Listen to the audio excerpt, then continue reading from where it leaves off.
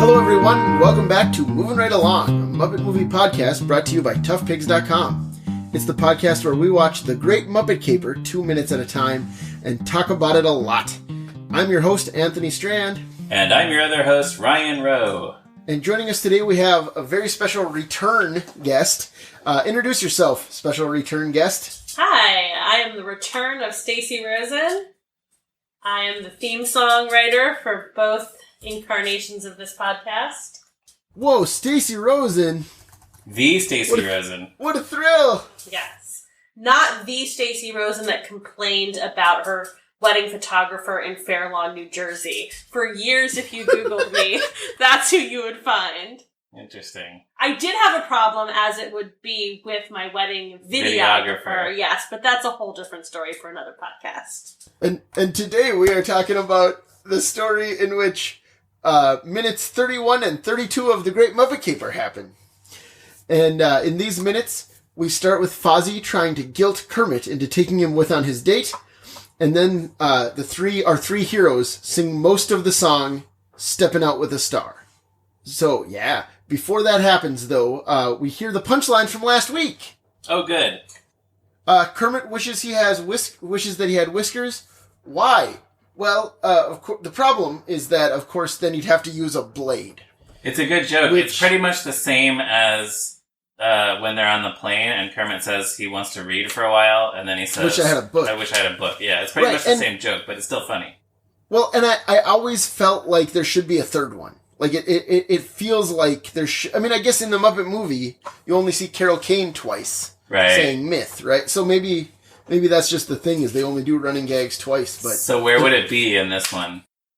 Maybe something when they're trying to get into the Mallory Gallery. Kermit has an idea and then says that he wishes he had that thing, or whatever. Yeah, that would probably be about the time for it. Right. But anyways, it doesn't happen. So, but this one's good. Yeah, I honestly, it's one of my favorite jokes in the movie. I think of it often while shaving. Do you shave without a blade? I shave with a blade, okay. But then I'll think, like, I wish I didn't have to shave. Of course, then I wouldn't have to use a blade. Yeah. So, then, after that, Fozzie says, Kermit, turn around. Like, he has to tell him something so serious. Which I always loved. Kermit, look at me. Look at me when I ask you, are you really going to go without me tonight? Yeah. It's just Fozzie laying on the guilt so thick. He's heartbroken, though. Yeah, oh yeah, for sure. This is something that he didn't even consider might happen. Like, well, you know how twins are. Oh, sure, yeah. Yeah, they do everything together. Yeah. They got that freaky twin thing where they can communicate without language. I like that Fozzie gives that line while he's helping wipe the shaving cream off of Kermit's face, though. That's a nice little gesture. Yeah, it's good. It's good. I like it. Well, he's a real good sport, because it wasn't until this viewing that I really realized how heartbroken Fozzie is. And Kermit just totally, with no transition, goes right into ordering him around in this song. It's kind of striking. Yeah, you're right. Yeah, well, so there's some great acting by Frank Oz with the whole, like, he says, oh, no problem, but you can tell it's such a problem for him. Yeah, it's a problem. Right. And Kermit just kind of is like, oh, good, and just kind of moves on past it. I think Kermit is sort of willfully, he's being willfully oblivious. I think he knows, but he just wants to move past it. Well, and the thing is, Frank Oz is playing it so real, and then Kermit has to do this very obvious, old-fashioned, like, we're about to do a song lead-in dialogue. You know, well, Fozzie, I figure this is something I have to do alone. It's the opposite of natural. Like, we've talked about how artificial this movie feels. Yeah. And that's like in an old musical that, there's often a line of dialogue where it's like, you can tell it was recorded in a studio. Right. in a recording booth, like, for the soundtrack. And this is like, I think intentionally that, but it also shows the difference between Fozzie, he has this very raw emotion, and Kermit, who's just like, oh, we're done with that, we're going to do a song now. Yeah, ready for the next thing. But Fozzie's such a doormat. Just like within seconds, he's handing him his cufflinks and straightening his tie. And saying, yes, sir. Right. He's very, he just goes right along with it. Sheesh. Right. So the song is, of course, Steppin' Out with Astaire. And we've talked a lot about this movie being like an old musical. This feels so much like specifically something from a Fred Astaire, Ginger Rogers movie, right? I think that's completely the intention. And I mean, to the point where, this is a little later on in the minutes, but Kermit dances with a hat rack here. Yep. Which Fred Astaire famously did in Royal Wedding. Yep. You can seek that scene out on YouTube, and I encourage everyone to do so. Or you can just watch Royal Wedding anywhere, because it's in the public domain. You can watch it on YouTube. Wow, there you go. Yeah. Watch Royal Wedding with Fred Astaire. Yeah, it's a great movie. It has How Can You Believe Me When I Said I Love You When You Know I've Been a Liar All My Life. Which is the full title of that song. And which was a song performed on The Muppet Show by Kermit and Miss Mousy. There you go. What more can you ask for? So it has a couple of different Muppet connections. Great movie. But anyways, here, even aside from that specific reference, it feels very much like Fred Astaire doing his dance in a 1930s comedy or something. Yeah, this whole number is just like a series of delightful moments. Like, what can we do on this line? What can we do on this line? Right. Although, Stacey, you mentioned Kermit ordering Fozzie around. One of the early lines here is, come hand me my cufflinks and straighten my tie. Just drench me in rich cologne and don't ask me why. Like, it's so... He's so, like, I don't need you to talk back. He's being very demanding. Right, like Kermit's in charge. Just polish these shoes that I'm not actually wearing. Right, well, and even go on and pluck me a boutonniere. Is Fozzie supposed to go pick the flowers himself? Well, he does, though. Fozzie pulls a dead flower out of the flower pot and then looks at it and then tosses it over his shoulder, which I love. Do you think the flowers were dead when they arrived at the hotel? Oh, yeah. Okay, yeah. Oh, for sure, yeah. They've been there for years, probably. And on that note, is the ukulele like an amenity of the hotel, or are we to believe that they pack this? Or what's going on there? Where does he get the ukulele? Does he just pull it off a shelf? It's just like sitting on a dresser, yeah. This is something I always love about Muppets, too, where any Muppet can suddenly play any instrument, whether we've ever seen them play it before or not. Is that the first time he's played? I'm pretty sure this is the... Has Fozzie played the ukulele before? Did we determine that he's playing a guitar in the Muppet movie? It's just a miniature guitar? I think it's a guitar, yeah. Well, ukulele's not so different. The chords are different, but, the way you play it is the same. Well, he certainly plays a guitar in the desert in the Muppet movie. I'm always hyper aware of when Muppet guitars are being played like lefties, which with, hand and rod puppets they always are, but it's fun to see, Fozzie's playing it like a righty, the traditional way. Because he's the live hands, yeah. Right. And so presumably Frank Oz is doing just Fozzie's head and another puppeteer is doing both of Fozzie's arms, I would guess. Yeah. He's playing the ukulele. The term live hands has always been really confusing to me because the Swedish Chef, literally has live hands. right. The Swedish Chef has human hands, yeah. Well, I think live hands just means that you can do things with them, right? Okay. They can pick things up, they can, yeah. Right. Ernie has live hands with which to torment Bert, but Bert's greatest curse is that he has dead hands, which he cannot reciprocate. Ernie can use his live hands to pick up Rubber Ducky and squeak it incessantly. And Bert can just drape his paper clips over his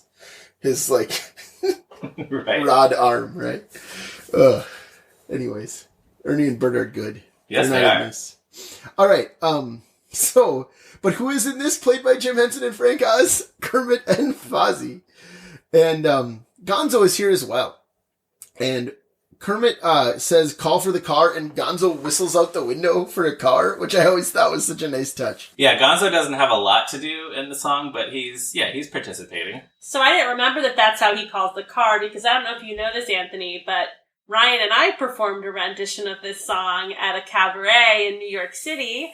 I did not. A Joe Raposo cabaret that I put together, and he was the Fozzie to my Kermit, and when I say, "Call me a car," he goes, "Car!" So I was pretty sure that that's how it was in the original movie. Oh no, Ryan wrote that. Yes. No, well, the other thing is I did not do that in rehearsal. I waited until we were on stage. Way to throw me off. Yeah. That's pretty good though. That's solid. Thanks. Pretty good. So you and Gonzo should fight about how to do it. No, I'll Gonzo did it first, so You'll defer to Gonzo. absolutely. He's a pioneer. Mm-hmm. Sure, of course he is. But yeah, you're right. He doesn't do a ton here. I mean, so let's talk about Kermit's outfit. Yes. Because and a lot of the Let's lyrics do that. here are about Kermit's clothes too, which is funny because Kermit doesn't usually wear clothes. This is true. Right, but he looks so cute when he just has his boxer shorts and his shirt on. Yes. He's such a cute little buddy. It's funny how we never think of him as being naked, but now that he's wearing boxers, Gonzo has to, like, cover his eyes and not see him in his underwear. Right. Speaking of which, like, why is Gonzo... Like, why is he so scandalized, but also, like, wants to peek through his finger? I know. It's so strange. It's funny, too, because Gonzo gasps and covers his eyes as Kermit is putting his pants on. You would think that would happen when he takes his pants off. Yeah. Like, what did Gonzo see while Kermit is putting his pants on? It's possible this was edited in a way, like, maybe Gonzo was reacting to something different initially, like him putting the boxers on, maybe. Yeah. That's possible. I don't remember where I found this, but I have a quote from a 1981 interview with the choreographer of this movie, Anita Mann. She said, "It took 3 meetings to determine how Kermit was going to put his pants on in that scene where he gets dressed to go out with Miss Piggy. But Jim and Frank are geniuses. They always say, let's try it, and most of the time they pull it off." So you can just imagine that it took them hours to figure out how Kermit was going to get his pants on, and it just goes by in a split second here. And we do see Kermit pull it. It looks like he pulls his pants on. Yeah. Right? But his feet are just out of frame, so I feel like it was pretty easy for someone to, like, grab them and pull them on or whatever. Yes, But that's why we cut to Gonzo, I think, is so we can cut back and Kermit's pants are all the way up. Like, we don't need to see Kermit. We don't need to see Kermit fasten his pants. We can't. And obviously. I have a note right here that says the puppetry of getting dressed is really great in this song. Yeah. I think his hands are attached to the pants, and there's maybe a puppeteer just working his legs down underneath. Yeah, I think that's right. Well, and even like Gonzo holds up Kermit's velvet vest, right? Go on and get me a velvet vest. Gonzo holds it up. Then we cut to Fozzie picking up his ukulele, and then we cut back to Kermit, who now has a vest on. Mm. Yeah. So it's like, while we're looking at Fozzie, Gonzo has helped Kermit put his vest on. And neither of them can actually do that, so we don't see it. But it feels like we saw it. True. Very clever. And I'd be remiss to say that Anita Mann definitely sounds like the punchline of a knock-knock joke. Yes. Yeah, for sure. And also similarly to that, this isn't getting dressed specifically, but when Kermit says, "I'll sweep her right off her feet wherever we are," we see Kermit land on the bed, kind of, as he says that. Yeah. Like, it feels like we see him jump onto the bed, which I'm sure there's, like, a hole in the bed, right? Because, like, we see Kermit's whole body and he's moving pretty freely. It doesn't seem to be an animatronic. But, like, as we cut to him, he's just kind of settling in. Like, we see the landing, but we don't see the jump. But it feels like he has just jumped off onto the bed. Definitely. You mean when he's sitting on the bed? Yeah, when he's sitting on the bed. Yeah. He's kind of like, pop on this whole thing. We see him head toward the bed, and then we see him, like, land on it, but we don't actually see him in the air. This whole thing must have been done in just so many little bits and pieces that they had to put together. Right. It had to have been planned out so carefully. Yeah. And you don't think of, like, I've never once thought about any of this. No, it's seamless. Until watching it for this, yeah. Speaking of landing, how did they get that hat to land on his head? I can't figure it out. I think there's more than one shot there. Like, definitely Fozzie throws it in, like, a very wide shot, and then it lands on Kermit's head. But yes, but when it lands, it still seems unlikely that it would have landed, and then it doesn't seem like they cut after that, like it stays on his head. So I'm trying to figure out what happens there. And it doesn't seem like they did it backwards or anything. Well, that was my first thought, because then he only then continues singing for a couple more words before it cuts again. So I was wondering if they had him sing, like, lip sync backwards, yank the hat off his head, and then run it backwards. But I don't know. How often do you think they did that in Muppet stuff? It's a useful trick for when it happens to be the easiest thing. Right. Well, and also, I mean, here when Kermit says, "I'm ready to fly," he jumps from the head of the bed off the foot of the bed. Right. So, like, was Kermit on a rod that they painted out for that? I think it must be something like that, or some kind of marionette style. Some like rigging, that has been removed, and it wouldn't have been removed digitally in 1981 either. Right. Like now, Constantine's jumping around, kicking guys in the face or whatever. Like, that they just painted the puppeteer, like digitally removed the puppeteers. Right. Is there no behind-the-scenes footage in the way there was of, like, the bicycle rig in the Muppet movie? There is for, like, the bike scene in this. You see behind-the-scenes footage from that all the time. Okay. But... Oh, is this the movie I'm thinking of with the bicycle scene? In the park where they're all... Oh, right, this is the scene. Yeah, in the Muppet movie, Kermit just rides his bike by himself. Right, no, this is the one I've seen all the footage of in the park. Right, yeah. It's mostly just photos behind the scenes from this one. I suppose so, yeah. But they do, you get very detailed explanations for it. Right. There's like multiple documentary segments where it's like, here's how they did the bikes in the Great Muppet Caper.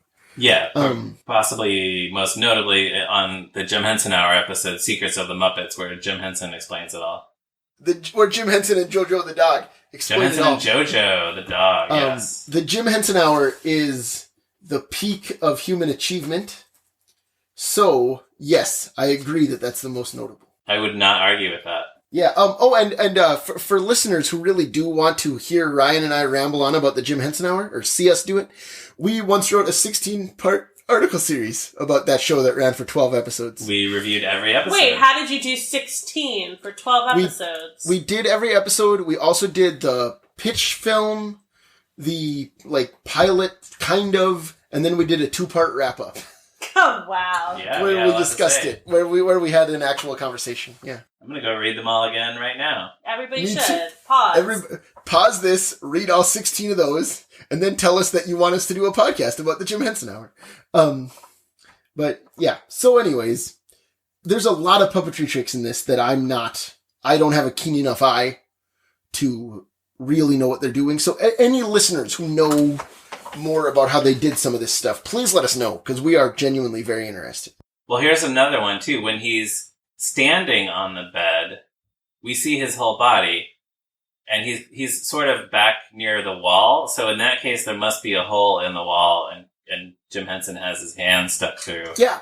I was kind of wondering, can we see the shadow of Jim's arm?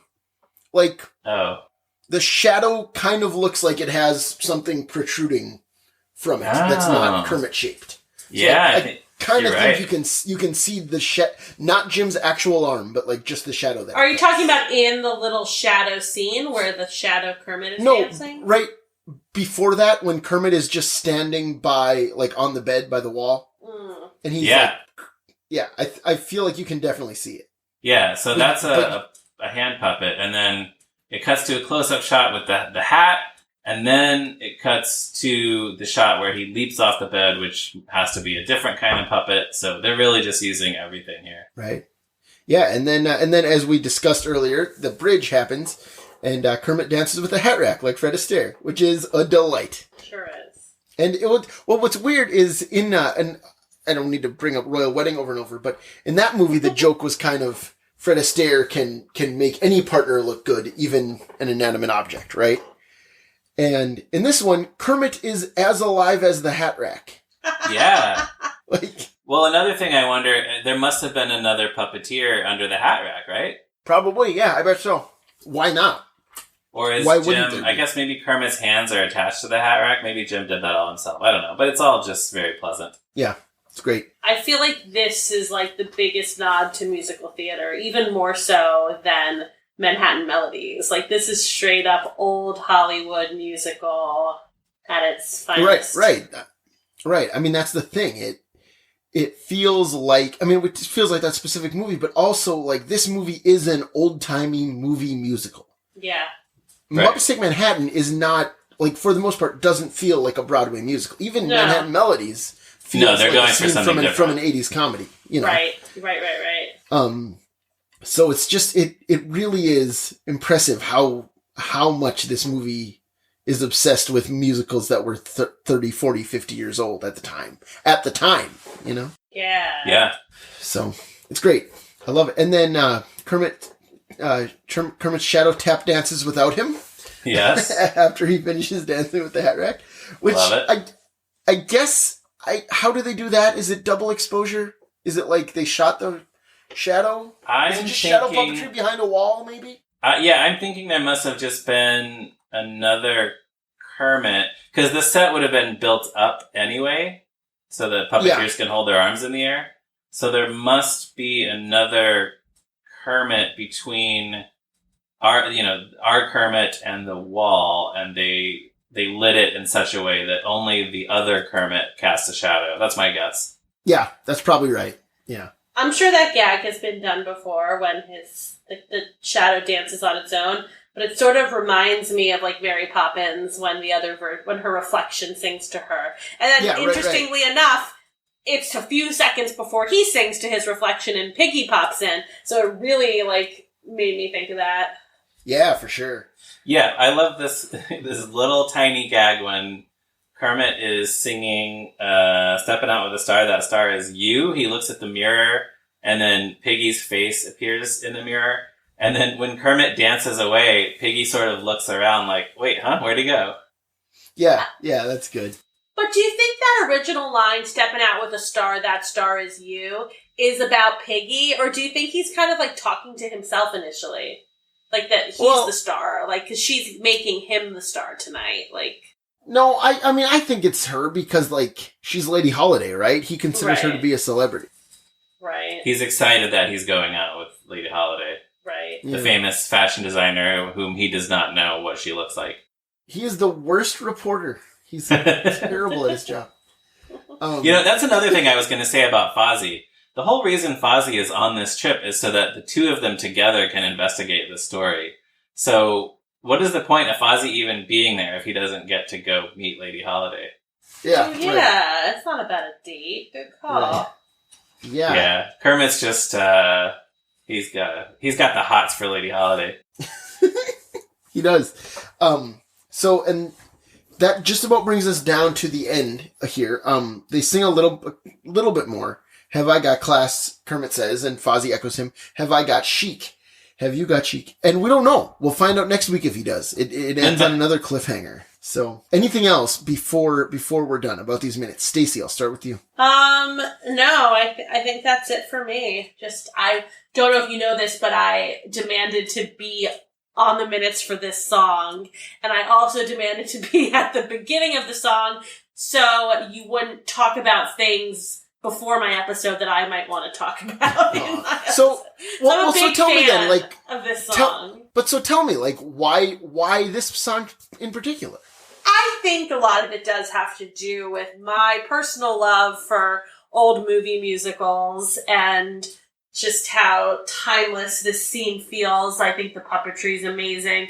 I think it's just, Joe Raposo's music, I love what he writes, but when I was doing kind of my own little study on Muppet composers, when I compared Jeff Moss's music, for example, to Joe Raposo's, Jeff Moss's often seem more theatery to me and more cabaret and jazzy, and Joe Raposo's are often more kind of meandering melodies that I also love, but this particular song, I think, really, captures that sort of, musical theater style that I think oftentimes Jeff Moss, at least in Sesame Street, was capturing. And obviously... Can you think of any examples of the Jeff Moss theater sounding songs? Sure. Let me think. What was the Grouch song that he wrote? The Grouch Anthem? No, the one that I performed, Grandmother. Oh, If You're a Grouch Like Me? If You're a Grouch Like Me, that one feels really big bandy. Yeah. What are some other ones?